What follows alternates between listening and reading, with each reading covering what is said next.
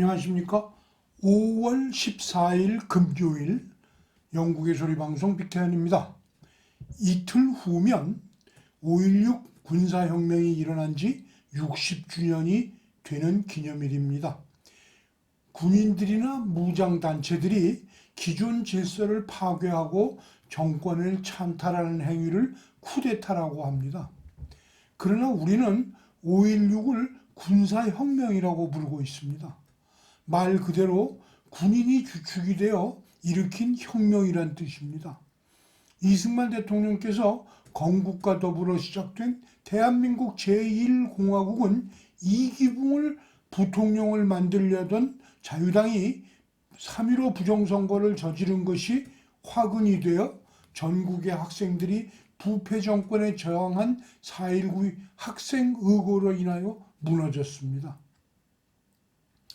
학생들에 의해 무너진 정부를 윤보선 대통령과 장면 총리는 내각 책임제를 채택하고 대한민국 제2공화국을 열었지만 두 분 모두 심성이 곱고 국가 운영에 대한 경험이 없던 상태에서 가난한 국가의 국민을 먹여 살리는 방법을 몰랐고 서민들의 생활 터전에는 곳곳에 깡패들이 들끓었었습니다.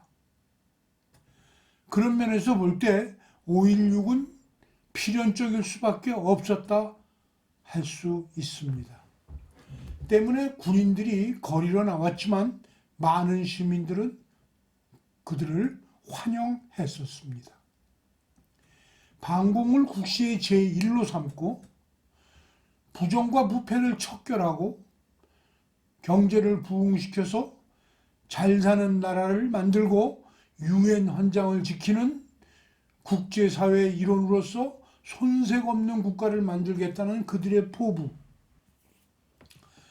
반면에 자신들이 한 일을 굳이 촛불혁명이라고 불리우기를 바라는 종북주의자들의 주사파 그룹은 국제사회의 인정을 받으며 세계 제1위의 산업을 몇 개씩 가지고 발전하던 나라를 수학여행 가는 아이들을 물에다 수장하고 허위 사실을 유포하면서 사회 혼란을 키웠습니다. 한 번도 살아보지 못한 살기 좋은 사회를 만들 것을 선전하고 빈곤계층을 선동함으로써 사회를 파괴하고 선량한 국민을 속여 정권을 찬탈한 현 정권과는 너무도 대조적이지 않는가 하는 생각입니다. 무엇인가 우리가 대한민국의 재건을 위해서 꼭 해야만 할 일이 있을 것 같은 느낌이 몰려오는 아침입니다. 오늘 뉴스의 제목부터 말씀드리겠습니다. 첫째, 영국은 유럽과 포스트 브렉시트 트레이딩 협상을 시작했습니다.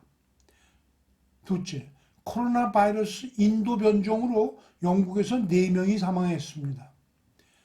셋째, 문재인 대북전당 관련 발언이 바이든 행정부의 부담으로 작용하고 있습니다.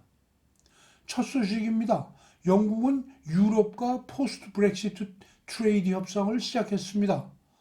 이 소식 아이린 킴이 보내드리겠습니다. 지난주 저지 섬에 프랑스 어선들이 몰려와 세인트 헬리아 항구를 봉쇄하는 등 영국 연근해에서의 조업 문제가 크게 불거졌던 사실은 이미 보도해 드렸는데요. 이를 기화로 영국과 유럽연합 사이에 무역협정의 수정을 위한 협상이 시작되었습니다. 우선 저지 당국은 프랑스 어선들에게 7월 1일까지 조업 면허를 연장하여 주었습니다. 그동안에 협상이 완결되기 기대하는 조치입니다. 당시 프랑스 노르망디 지역 당국은 저지 섬의 영국 어부들이 잡은 생선을 프랑스 항구에 하역하지 못하도록 하는 조치를 취했었습니다. 그런가 하면 영국을 후끈 달게 만든 것은 프랑스 해양장관 아리크 지라딩의 송전 케이블을 차단하겠다는 위협이었습니다. 저지섬 주민들은 총 전기 사용량의 95%를 프랑스에서 구입해서 쓰고 있기 때문입니다. 저지섬의 외무장관, 이안 고스트 외무장관도 정부가 조업 면허를 업데이트하는 것은 프랑스 어부들과 협력할 의향이 있기 때문이라면서 한 발짝 물러섰습니다. 영국 정부도 지역에 보낸 군함을 철수할 준비를 하고 있습니다. 저지는 정치적으로 영국, 유나이티드 킹덤의 일부가 아닙니다. 크라운 디펜던시라고 부릅니다. 크라운 디펜던시는 영국이 아니면서 국제적으로는 영국이 지역 보호권과 대표권을 가지고 있는 지역을 의미합니다. 세계 이곳저곳에 오래전부터 식민지를 많이 가지고 있다 보니 취득 시에 협상 조건이나 계약에 의하여 생겨난 정치적 상태입니다. 둘째 소식입니다. 코로나 바이러스 인도 변종으로 영국에서 4명이 사망했습니다. 아이린 킴이 보도해드립니다. 어제 13일 영국 공중보건국 PH는 인도 변종으로 최근 사망한 환자가 4명이라면서 B16171로 분류되는 균주와 관련 있는 확진자가 지난주 520건에서 금주에는 1313건으로 급격히 증가했다면서 조금이라도 의심스러운 사람은 검사를 받으라고 말했습니다. 전문가들은 이런 속도로 증가한다면 6월 21일로 예정된 록다운 완전 해지는 고려해 보아야 할 수도 있다고 말합니다. 다음은 문재인 대북전단 살포자들을 엄중 수사해서 엄벌하라는 발언이 바이든 행정부의 부담으로 작용하고 있다는 소식을 비타 현 뉴스 애널리스트가 전해드립니다. 5월 10일 청와대 춘추관에서 있었던 특별담화에서 문재인이 대북전단 살포한 사람들을 철저히 수사해서 엄벌하라고 한 말이 미국 정가에서 커다란 문제가 되고 있습니다.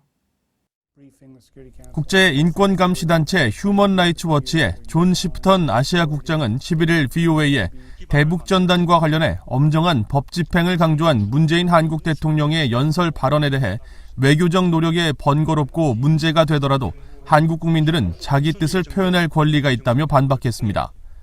그러면서 문 대통령이나 김정은 모두 표현의 자유가 어떻게 작동하는지 이해하지 못하는 것 같다며 무엇을 표현하고 이를 어떻게 전송하는지는 상관없는 일이라고 지적했습니다. The people of South Korea have the right to express themselves, even if it's inconvenient or problematic for diplomatic efforts. That's the bottom line. It may not be productive. It may cause tensions, but that's not how freedom of speech works. 한국 정부 여당이 추진해 시행 중인 대북전단 금지법이 북한 인권과 표현의 자유를 침해한다는 우려에 대한 국제적 논란이 벌어지고 있는 가운데 문재인 대통령은 지난 10일 취임 4주년 특별연설에서 대북전단 살포와 관련해 남북관계에 찬물을 끼얹는 일이자 남북합의와 현행법 위반이라며 엄정한 법 집행을 강조했습니다. 그레그 스칼라튜 미국 북한인권위원회 사무총장은 북한 인권에 대한 문제가 무엇이든 문 대통령은 강력히 반대한다는 사실을 다시 확인하게 됐다고 비판했습니다. Years from now, decades from now, centuries from now, history will judge President Moon Jae-in. And now, based on this declaration, based on this statement, we know that he's fully aware of what's going on. And we know that he's a staunch opponent of sending information into North Korea. He's a staunch opponent of anything that has to do with human rights. 데이비드 맥스웰 민주주의 수호재단 선임연구원은 문 대통령의 이번 발언은 미한 정상회담 악재로 작용할 수 있다고 전망했습니다.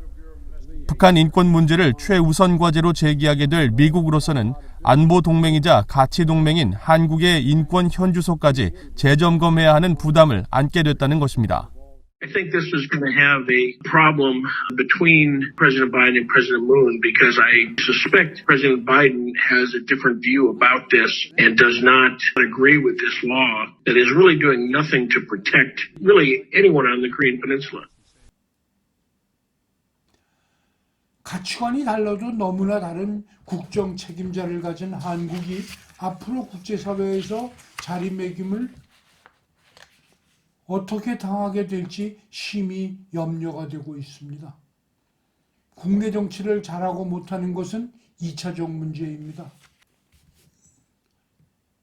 전 세계의 자유민주주의 국가들이 북한은 나쁘다라고 말하는데 유독 한국만은 그들의 신경을 건드리지 말라고 주장하는 것이 5월 21일에 있을 바이든 행정부와의 정상회담에서 얼마나 감동을 줄 수 있을지 귀추가 주목됩니다. 이상으로 오늘 뉴스를 마치겠습니다. 시청해주셔서 감사합니다. 월요일에 뵙겠습니다.